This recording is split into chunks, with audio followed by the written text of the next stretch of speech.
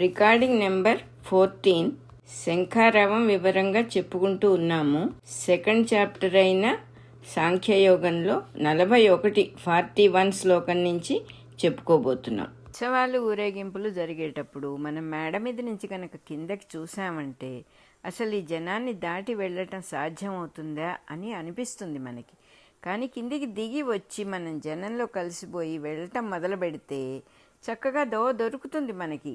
ఆ స్కిల్ మనకి ఎలా వెళ్ళాలనేది చక్కగా తెలుస్తుంది అన్నమాట.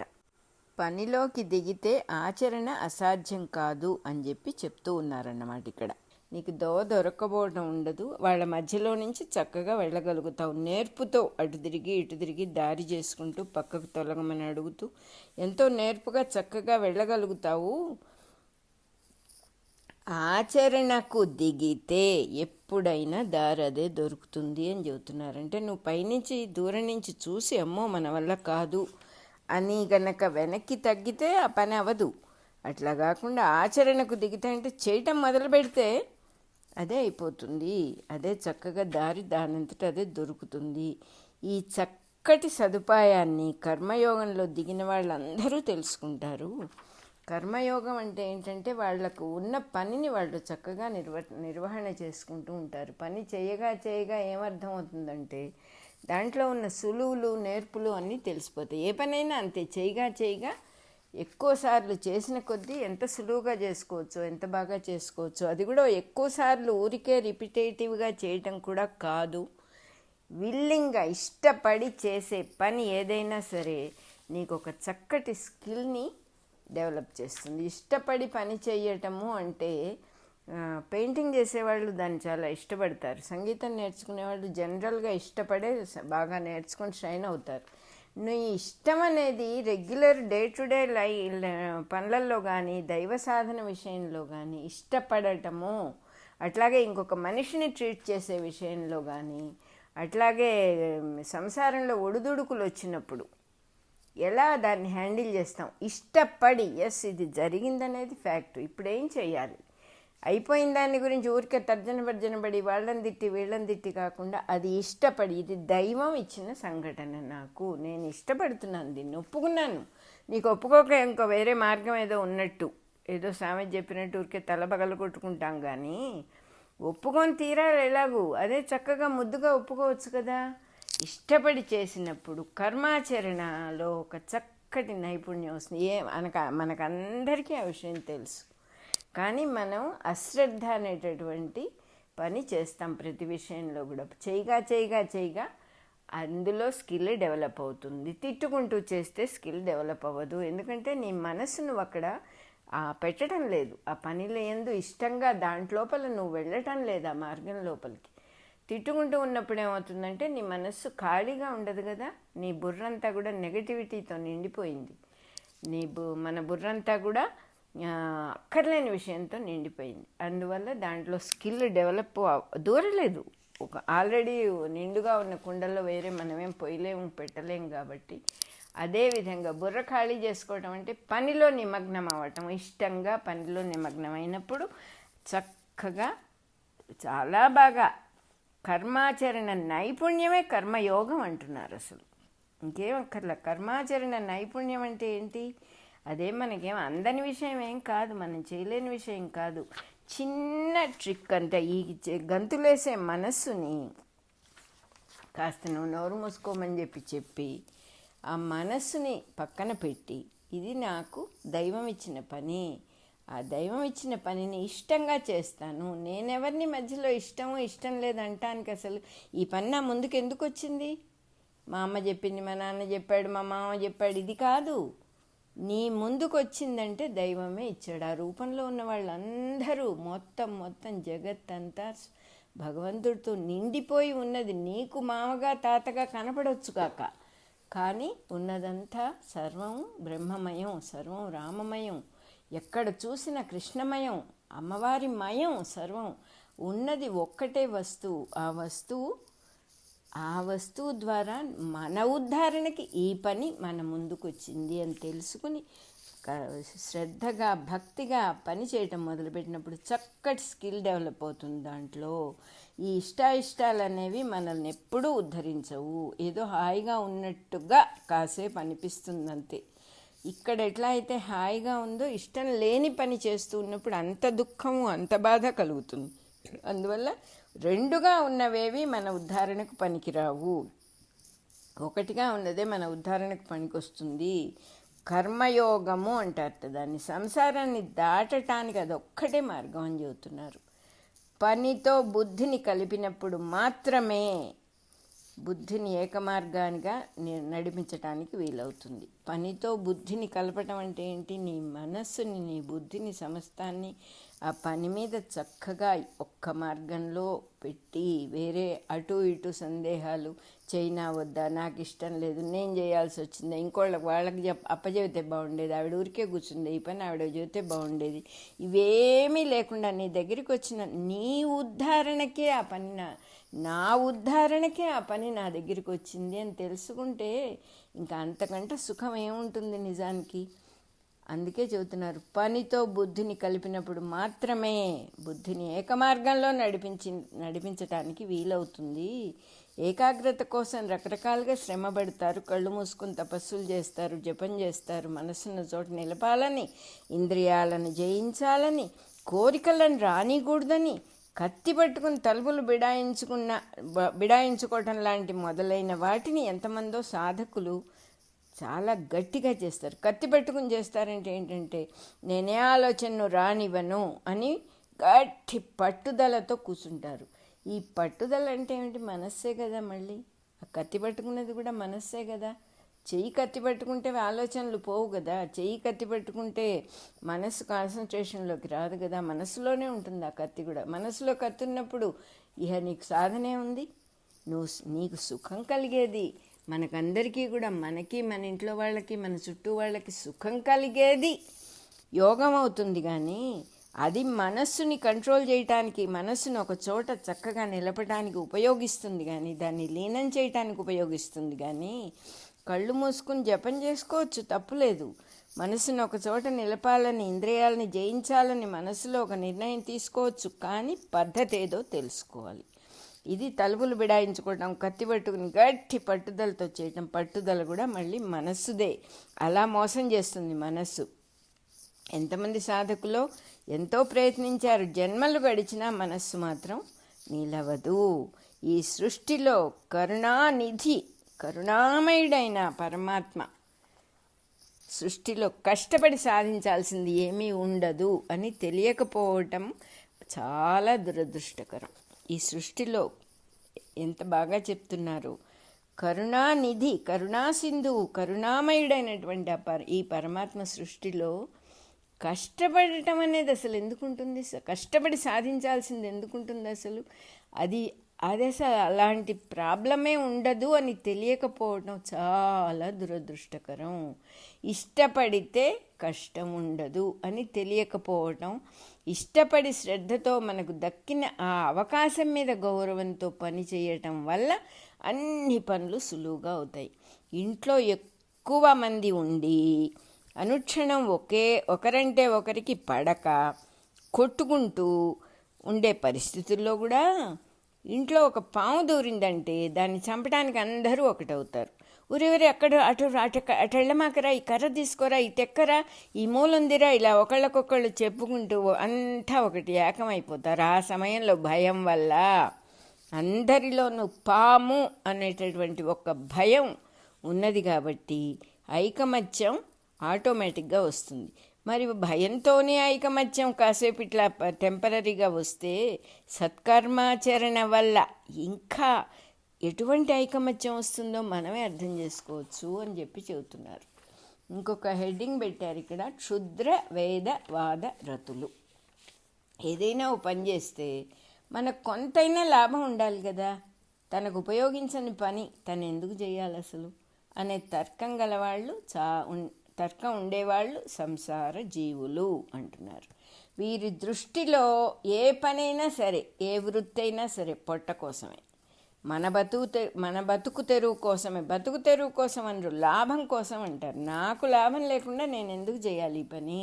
ఉద్యోగం చేస్తే డబ్బు వస్తుందని కదా ఉద్యోగం చేస్తాము. ఇట్లాంటి యాటిట్యూడ్ వల్ల ఫలితం మీద పట్టుదల పెరుగుతుంది అంటున్నారు. ఇట్లాంటి దృష్టితో జీవించే వాళ్ళకి వాళ్ళందరినీ ప్రకృతి ఎట్లా మోసం చేస్తుందో గమనించండి. ఉద్యోగం చేస్తున్నాను అంటాడు, కరెక్టే. ఉద్యోగంలో వెళ్ళి అక్కడ ఏం చేస్తున్నాడు? ఇంకొకళ్ళకి కావాల్సిన పని చేసి పెడుతున్నాడు, అంతే కదా. అది ఇతరులకు ఉపయోగపడే పనే కదా. వ్యాపారం చేస్తున్నాడు, వ్యాపారం తన కోసం లాభం కోసం చేస్తాను అనుకుంటున్నాడు. కానీ ఏం చేస్తున్నాడు? ఆ వ్యాపార లక్షణం ఏమిటి? ఏదో ఊళ్ళో అందరికీ కావాల్సిన వస్తువు, ఏ వస్తువులకు ఎక్కువ డిమాండ్ ఉందో, ఏ వస్తువులు ఎక్కువ దొరకవో అది తను సప్లై చేయడం మొదలు పెడతాడు. అంటే అర్థం ఏంటి? ఇంకొకరికి సహాయమే కదా. కానీ ఆ దృష్టితో చూడటం చేత కావటం లేదు. ఇది అసలైన వినియోగం ఏమిటి? ఇంకొకరికి ఉపయోగపడటము అనే గనక తెలిస్తే ఎంత సుఖంగా ఉంటుంది అసలు మనకి. స్వలాభం అనే వ్యామోహంతో ఉన్నవాళ్ళని ప్రకృతి ఇతరులకి ఏ రకంగా సేవ చేయిస్తుందో చూడండి అంటున్నారు. కుక్కకు బిస్కెట్ ముక్క చూపించి ఇంటికి కాపలా కాయించినట్టుగా సంసార జీవులందరికీ కూడా, సంసార జీవులు అంటే ఇప్పుడే చెప్పుకున్నాం, ఫలితం కోసం పనులు చేసేవాళ్ళు, ఇది వస్తుంది కాబట్టి అది చేసేవాళ్ళు. ఇవాళ నేను పక్కింటి ఆవిడకి ఆకలేసినప్పుడు అన్నం పెడితే రేపు నాకు కావాలంటే ఆవిడ పెడుతుంది కదా అనే ఊహతో చేసేవాళ్ళు. అన్నం పెట్టొచ్చు కానీ ఆ ఊహ ఐడియా ఎందుకు? నీకు అవతల మనిషికి అన్నం పెట్టినప్పుడు కేవలం పరమాత్మని తలుచుకుని అన్నం భోజనం పెట్టినప్పుడు నీకు లోకంలో భోజనం కావాలంటే దొరకదు. ఆ పక్కింటి ఆవిడే ఎందుకు పెట్టాలి? అట్లా ఫలితం కోసమే పని చేసేవాళ్ళు వాళ్ళని ఏం చేస్తోంది ప్రకృతి? ఫలితము అనే బిస్కెట్ ముక్క చూపించి కుక్కకి బిస్కెట్ బారేసి ఇంటికి కాపలాగా ఇచ్చినట్టుగా ఇంకొకళ్ళకి సేవ చేసే కార్యక్రమంలో పెడుతోంది ప్రకృతి అంటున్నారు. ఫలితం అనే భ్రాంతిని వాడుకుని ప్రకృతి మనకే తెలియకుండా ఇంకోళ్ళకి సేవ చేయిస్తోంది కదా. ఆ భ్రాంతిని కూడా ఆ ప్రకృతి మాత సద్వినియోగం చేస్తోంది. భ్రాంతి అంటే భ్రమ. ఏమిటి భ్రమ? నేను ఈ పని చేస్తున్నాను, నాకు ఈ ఫలితం వస్తుంది. అది నిజమేనా? నువ్వు ఏ ఫలితం కోరి ఏ పని చేస్తే ఆ ఫలితం నీకు అందరికీ వస్తుందా?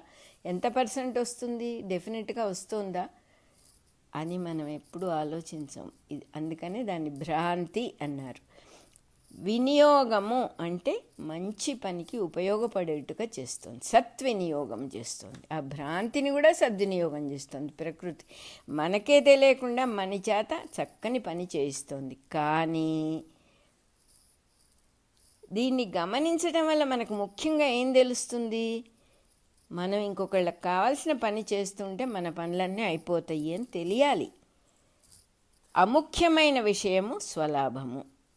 స్వలాభంతో ఏ పని నువ్వు చేసినా కూడా, స్వలాభం అంటే అదేదో నేను చాలా చిన్న విషయానికే నేను ఆశపడ్డాను, ఇదేం పెద్ద లాభం కోరలేదు, నేను ఒక మాట నేను నవ్వుతూ పలకరించినప్పుడు వాళ్ళు నవ్వుతూ పలకరించవచ్చు కదా అని కూడా ఉంటుంది మనకి. ఎంత చిన్న విషయం న్యాయానికి దీన్ని కూడా స్వలాభం అని అంటారు. అంటే నువ్వు దేనికోసమో చేస్తున్నావు, ఏ పని చేసినా సరే ఏదో ఒకటి కావాలని చెప్పి. ఎందుకు ఆ కావాలి అనే ఊహ మనస్సుదే కదా, మనది కాదు కదా. చేసేది ఎవరు? మనస్సు ఏమన్నా వచ్చి మనకు పని చేసి పెడుతుందా? మనస్సు వంట చేస్తుందా? ఇంకోళ్ళకి అన్నం పెడుతుందా? మనస్సు ఉద్యోగం చేస్తుందా? చేసేది ఎవరు? రాయాలంటే చెయ్యి కావాలి, మనస్సు సహకరించాలి, ఇంద్రియాలు సహకరించాలి. ఇవన్నీ ఎవడిచ్చాడు మనకి? ఇదంతా దైవదత్తం, దేవుడిచ్చింది. భగవంతుడిచ్చినటువంటి శరీరంతో మనం పనులు చేస్తూ మనసు చెప్పినట్టుగా వెళ్ళిపోవడం ఏమిటి అసలు? దానివల్ల ఎంత కష్టం అవుతుంది. స్వలాభము అనేది అముఖ్యమైన విషయం మన దృష్టిలో అట్లా ఉండాలి అని చెప్పి చెబుతున్నారు. ఏమాత్రం అది ముఖ్యం కాదు. ఆ యాటిట్యూడ్, దీనికోసం అది అని యాటిట్యూడు ఉన్నవాళ్ళ జీవితం సాదాసీదాగా జరగదు.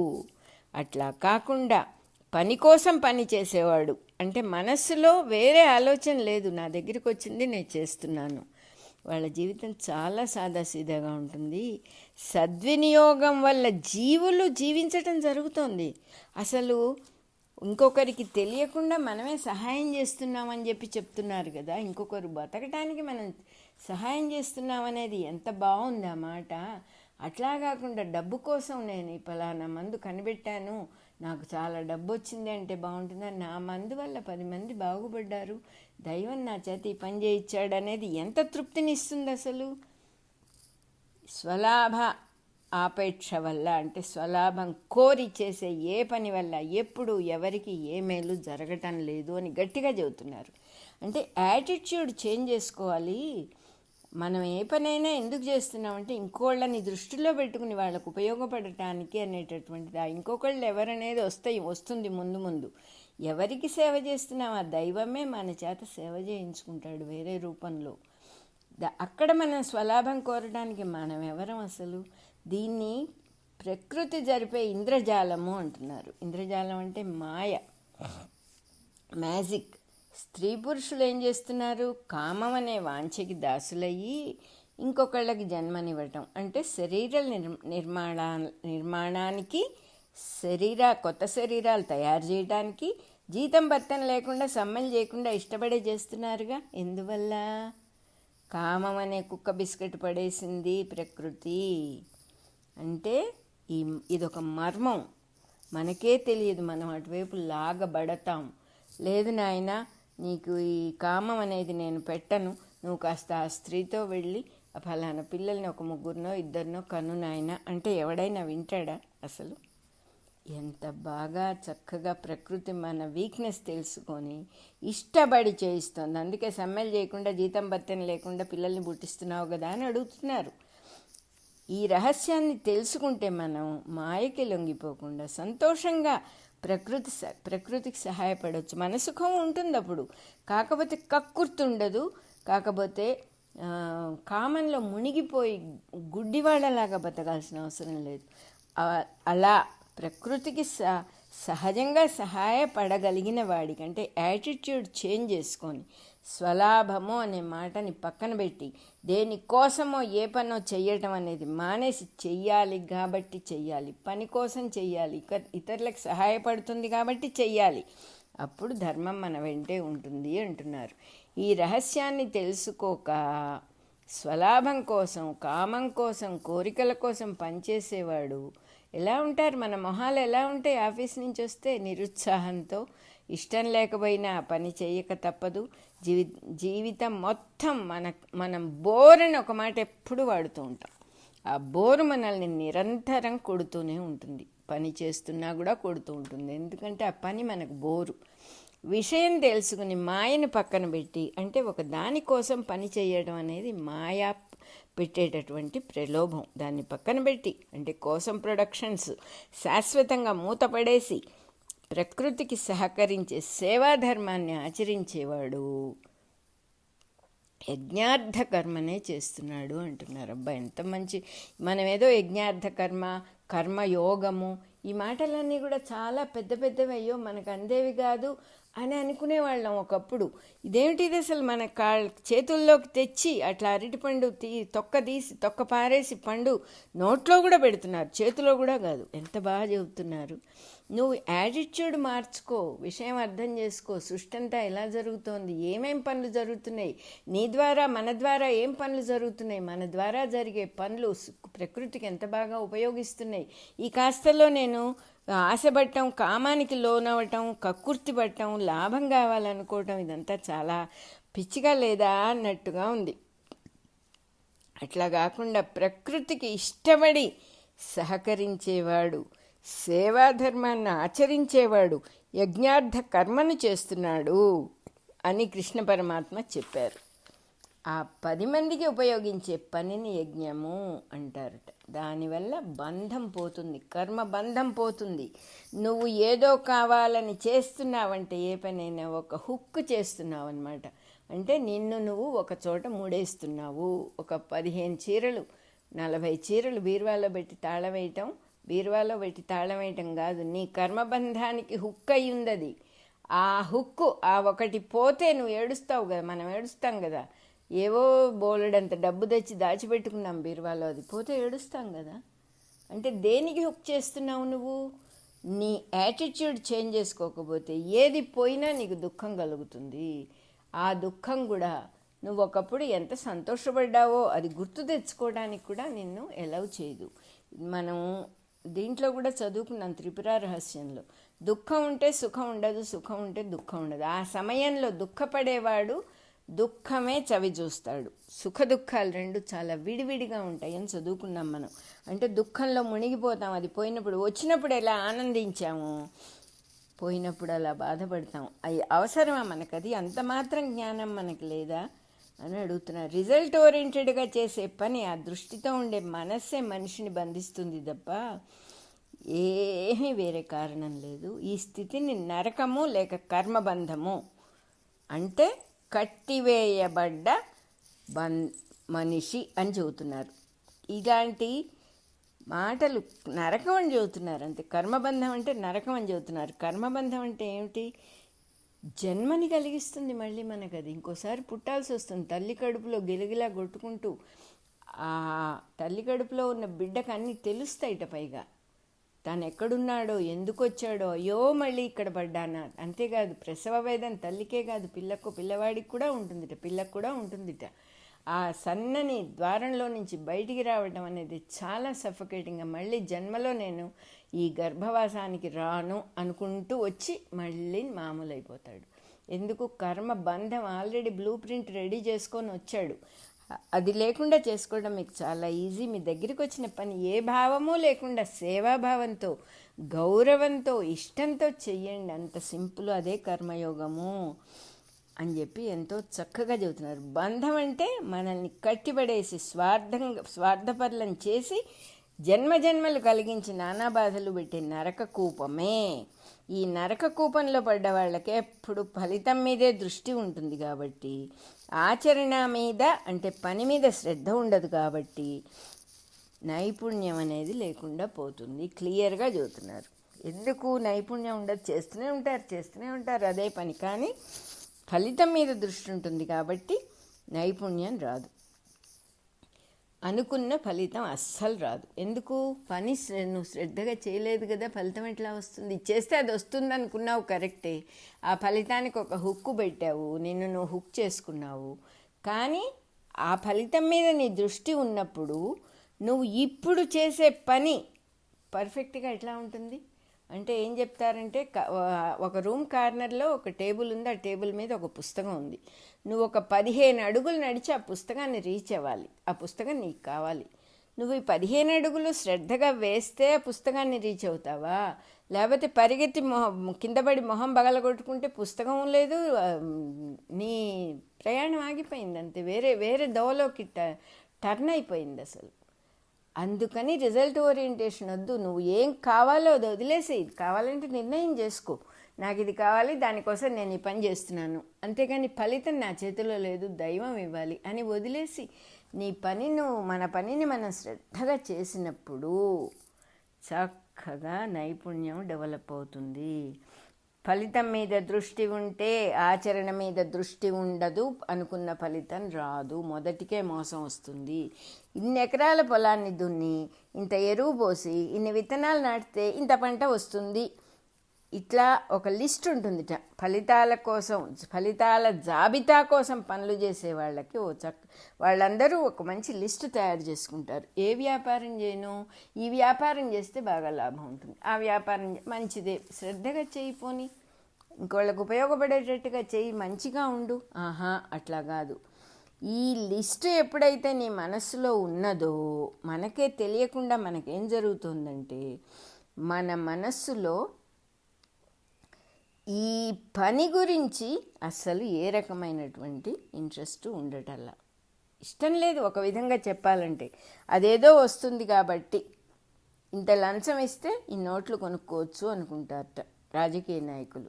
ఈ యజ్ఞం చేస్తే నాకు స్వర్గంలో ఒక రంభా సంభవం కలుగుతుంది అనుకుంటాడట ఒకడు.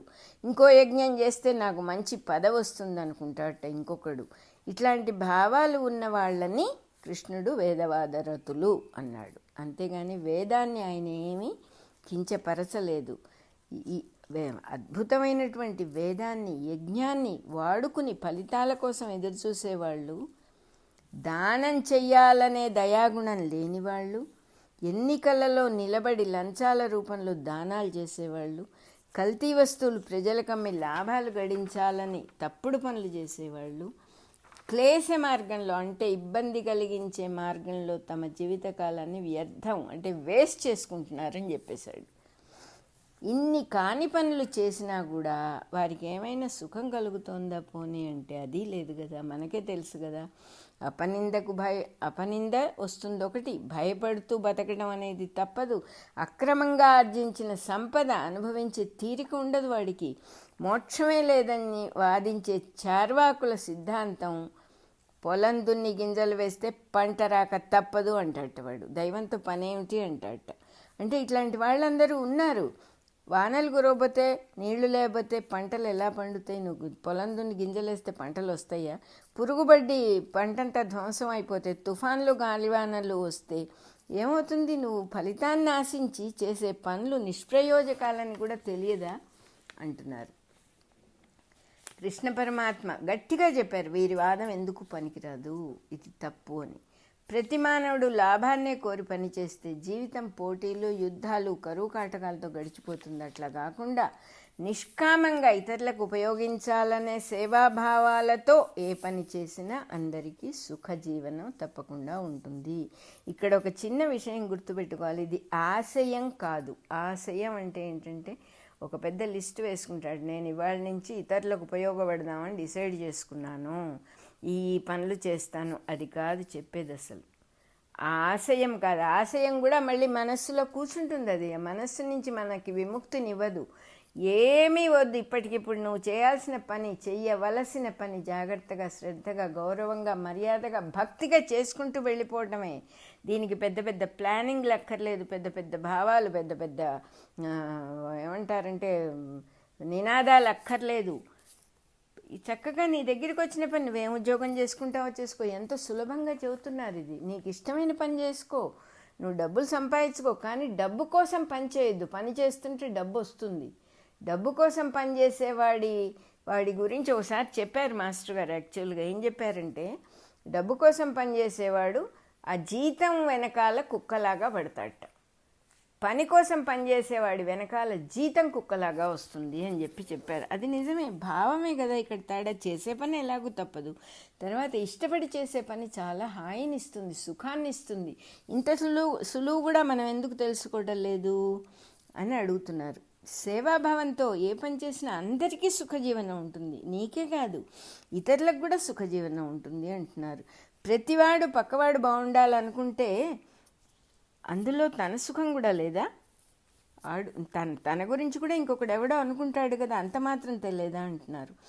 అప్రయత్నంగా అందరికీ సుఖజీవనం సాధ్యమవుతుంది అని ఎంతో చక్కగా చెబుతున్నారు. ఏమి పెద్ద పెద్ద ప్రయత్నాలు చేసి కొండలు పిండి చేసి ఏమీ చేయక్కర్లేదు. నీ యాటిట్యూడ్, నీ మనస్సులో ఉన్నటువంటి అన్నెసెసరీ విషయాలన్నీ తీసి పక్కన పెట్టి, నా పని వల్ల ఇంకొకరికి ఉపయోగం కలుగుతుంది, అది నేను చేస్తున్నాను, ఏదో దయాధర్మంగా భగవంతుడు నాకు 4 జీతపురాళ్ళు ఇస్తున్నాడు, బాగుంది, అంత మటుకే వాడు చాలా సుఖంగా ఉంటాడు, చాలా హాయిగా అటువంటి వాడి జీవితం వెళ్ళిపోతుంది అని చెప్పి చెబుతున్నారు.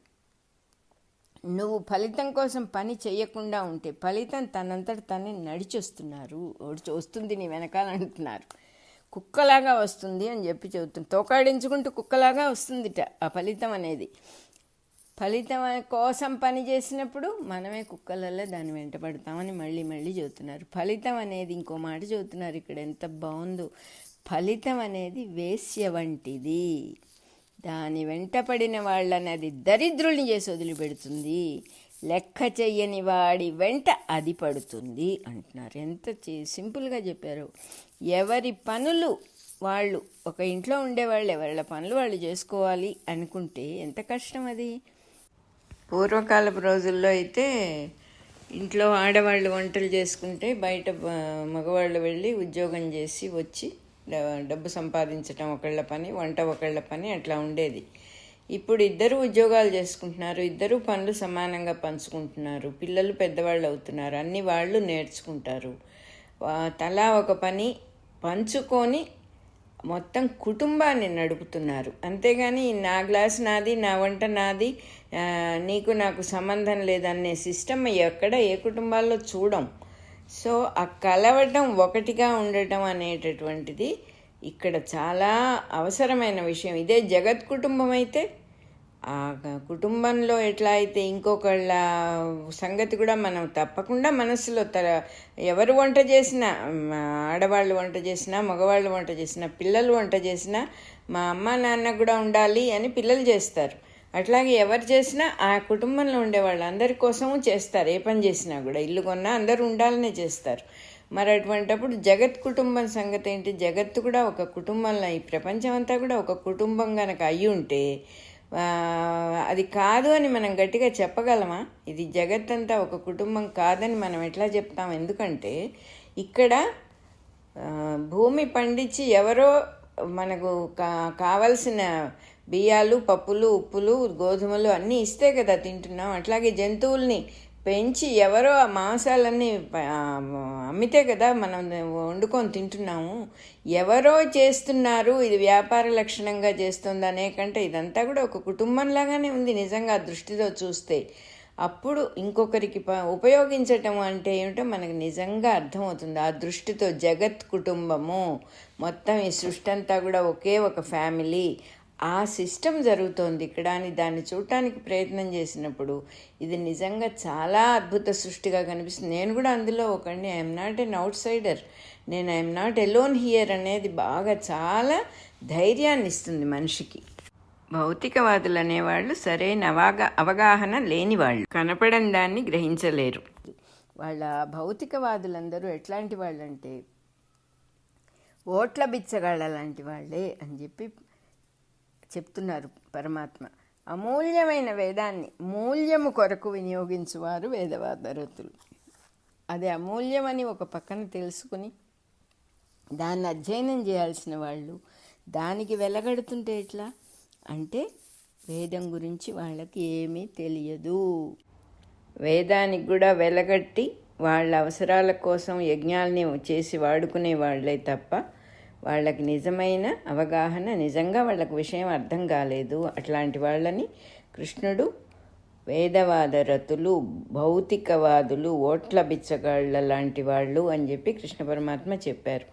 మనమే ఆలోచించుకుంటే ఈ జగత్ కుటుంబం అనే మాట ఎంత అద్భుతమైన మాట. అసలు ఎన్ని వస్తువులు తయారు చేస్తున్నారు, రైళ్లు తయారు చేశారు, విమానాలు తయారు చేశారు, సొంతం కోసం చేసుకున్నారా? ఇది 10 మందికి ఉపయోగపడాలని కూడా వాళ్ళు చేయలేదు. వాళ్ళ లోపల నుంచి ఆ విపరీతమైనటువంటి ఉత్సాహం, ప్రోత్సాహం లోపల నుంచి వచ్చి ఇన్స్పిరేషన్, దానివల్ల అనేక వస్తువులు తయారైనాయి ఈ సృష్టిలో. ఆ తయారైన వస్తువులన్నీ ఆ తయారు చేసిన వాడు ఒక్కడే వాడుకుంటున్నాడా? అందరూ వాడుకుంటున్నారు కదా. ఆ తృప్తి అనేది ఒక ఫౌండర్కి మటుకే కొంతకాలం ఉంటుంది. వాడు వెళ్ళిపోయిన తర్వాత అందరికీ పడేసి వాడుకోవటం తప్ప నిజంగా ఇది ఎవరో తయారు చేశారు, 10 మందికి ఉపయోగిస్తుంది కదా అనే భావం మనందరం కూడా మర్చిపోతాం చాలా సహజంగా. అది చేయకూడదు. ఇదంతా ఒకటే కుటుంబము. మనం కాస్త కళ్ళు విప్పి చూస్తే ఇదంతా ఒకటే కుటుంబం అని అర్థమవుతుంది. ఇక్కడ ఒకడు పోగొట్టుకునేవాడు, ఒకడు పొందేవాడు ఏమీ లేదు. అన్నీ అందరికీ చక్కగా అందుబాటులో ఉన్నాయి అనే విషయం అర్థమవుతుంది. దీన్ని కొంచెం లోతుగా అర్థం చేసుకోమని పరమాత్మ మళ్ళీ చెప్తున్నారు మనకు. అది 41, 42, 43 శ్లోకాలు అయిపోయినాయి. అలాగే మన రికార్డింగ్ నెంబరు మాస్టర్ గారి మాట 14 కూడా అయిపోయింది.